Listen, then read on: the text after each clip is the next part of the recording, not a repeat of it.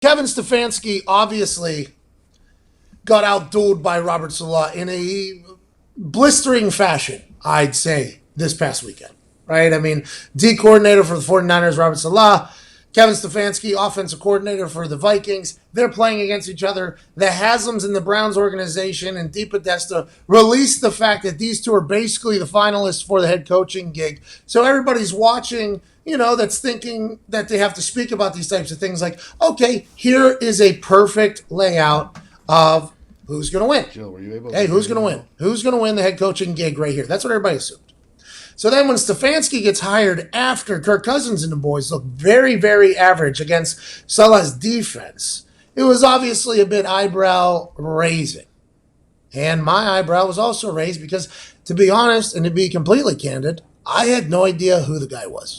I did not know that was his name.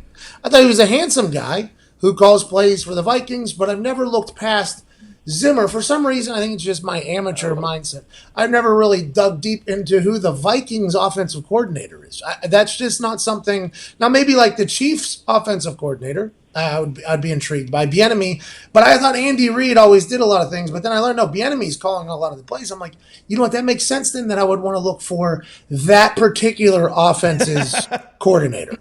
Never in my life did I go, oh, the Vikings offensive coordinator, that's the guy.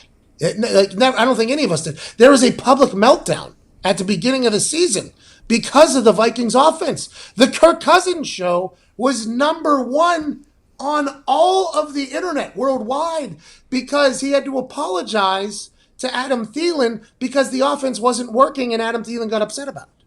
Then that led to Stephon Diggs, who a video released of him telling Kirk Cousins he's going to have to force the ball to him, relax. So I guess he's a much better guy than what a lot of people are saying. And I didn't say he was a bad guy. I said it was interesting he threw his helmet while up. Anyways, he almost quit. Didn't show up to practice. Got fined $250,000 because this offense was working. Now, the offense did get hot from there, I believe. It started rolling. Kirk Cousins started looking like a great quarterback. They get to win against Dallas. They win against the Saints. Massive victory on Kirk Cousins' arm. So I can understand that they're... But for me, the Vikings offense coordinator isn't like the desirable human here. Now, from what we're learning now is Deep Podesta, the guy that's running the Cleveland Browns out of California. Last year, he wanted to hire Mr. Stefanski over Freddie Kitchens, but Haslam, who's the owner of the team in Cleveland, said, no, I'm taking Freddie Kitchens. That was a massive failure. Deep Podesta gets his guy. Now they're going to search for a GM, and everybody's saying Andrew Berry is the guy. Now, I know Andrew Berry. Andrew Berry was a scout for the Colts whenever Jim Caldwell was the head coach. And Bill Polian. He's this quarterback from Harvard, and he is a legit dude. Legit dude. Relatable, intelligent, can speak well, knows his stuff. Like, even when things weren't going great, he was around for the Colts for a little bit. Even when things weren't going great, the guy was always a straight shooter, a guy you could trust. He's probably going to be hired as the GM there. And you know who I think he probably would have had a little bit of a say in as his first GM position? He's young. I thought he should have got the GM job for the Colts there when it was open. To be honest, he was like 20-something years old. I was like, oh my God, the Colts are about to hire like the youngest GM in history because I thought Andrew Berry was going to get the job. That's how impressed I was with Andrew Berry as a human and everything. And everybody that meets him feels the exact same way. That's like, Andrew Berry is legit. But now Andrew Berry gets his first GM gig probably, and they're not allowing him to pick his own coach, which is very interesting, right? Because now you're forcing a relationship, even though Andrew Berry is a good guy, probably get along with Kevin very, very well. I would assume the GM would like to have a little bit of a say, and I honestly believe, and I was told that nobody knows how his health is, which I hope isn't the case, but Jim Caldwell was my coach for the Indianapolis Colts. He was a good coach, man. He gets a bad rap because he was so boring to watch on the sideline. I mean, he was dry milk on the sideline. I mean, but that was him though. He was a business. He took it as, hey, we did our job. Let's go. He never got too high on the highs or too low on the lows. He had to talk to me when I got in trouble, and it was one of the best conversations I've ever been a part of. I was always a big Jim Caldwell fan, but he got a nasty reputation up there in Detroit because he was boring and didn't show emotion. I was like, yeah, but behind the scenes, I think he's respected. Like, he was very well respected in our facility, and now we sucked a year, and he was gone for a whole new staff, and Andrew Luck became the starting quarterback, and Peyton Manning went to Denver and all of that, and he went to Detroit, and they didn't win the Super Bowl for the Detroit Lions, but I think he won like 9 games, 10 games, I think. He won 9 games, and they're like, get him the hell out of here. Jim Caldwell is a guy that I think would do very well as a coach for the Cleveland Browns. Not that Stefanski won. I don't know the guy. I just admit it. I don't really know much about the guy. Well, hello there. Utilize the promo code PAYTHEBILLS and get $20 off your first order from SeatGeek. Now, back to the magic. But Jim Caldwell was the type of guy I thought they were going to hire, like an older guy who has instant credibility with a little bit of a flex, because this feels like you got a brand new first-time head coach again. Is he going to be able to handle that? Freddie Kitchens was not able to handle it. It was obvious. They were the most penalized team in documented history. I mean, there was just so much going on off the field that the field didn't even matter anymore, let alone the thought.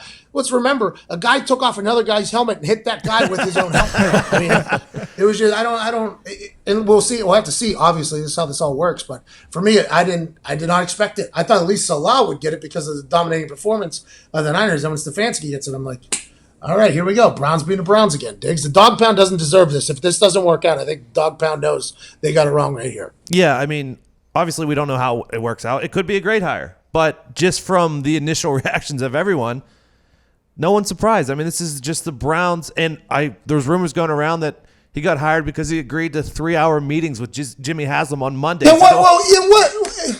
what is going on? It said hours-long meetings. Hey, I want you to know when you walk into this meeting, this is going to be hours. If we get everything done in the first 10 minutes, doesn't matter. You know how they used to say 1,000-word minimum or whatever in your essays, and you could have done it in, 20? That's what this meeting is. We're going to talk for at least 120 minutes. You hear me? And if we go to a slew of hours, that's how it'll go. Does Jimmy Haslam think his input in the games is the reason why they're not doing well? And it's so weird. That's awesome if that's the case. Because if he thinks it's because this is awesome. This is if Haslam thinks his football IQ not being implemented weekly is the reason why the Browns haven't been good. I love the guy. I love the guy. It's so weird if that's the case because he came from a minority owner of the Steelers. And you haven't heard from the Rooneys participating in any football operations since they took over the team. It's just owners, when the owners get involved, it's never really a good thing. Unless you're Jerry. Well, I mean, Jerry put together a hell of a team down there. I don't know how much more Jerry's doing. Is Jerry doing all of it still? No, his son, Steven, does a lot of it. Yeah, Steven's always right there next to him, Never behind him, always next to him. That's a sign. Hey, because you have him a little bit behind, that means, hey, the leader of the Wolfpack's right here, pal. Steven seems to be right next to him, like in his booth and all that stuff. They got people. His suite, by the way, is what? The most electric suite in NFL owners' history. Yeah. I mean, you have no idea what's good. They're always partying. Whenever we played down there, Papa John's was up there. Oh. Please give a Dallas hello to Papa John Schnatter. Papa here. And it was on like that 85-yard jumbotron. Let's go. Papa John's here. Peyton, why is he over there, Peyton?